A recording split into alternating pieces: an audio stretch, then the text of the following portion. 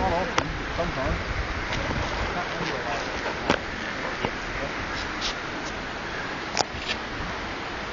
Generally find that if they are, they're quite often.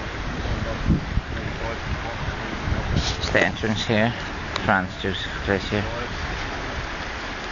Just getting the tour guide up. It's very wet and misty, foggy. Waterfalls aplenty. At the moment it's quite settled. There's a point in time when we have fences guarding the track.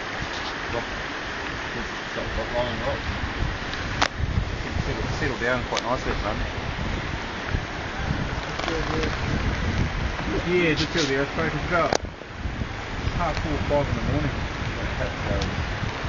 Rattled the old bedroom and sort of woke up. So it's off hiking through Franz Josef Glacier. Yeah, ice boots. Sort it out once we get to the end of the rock area here. Glaciers in behind.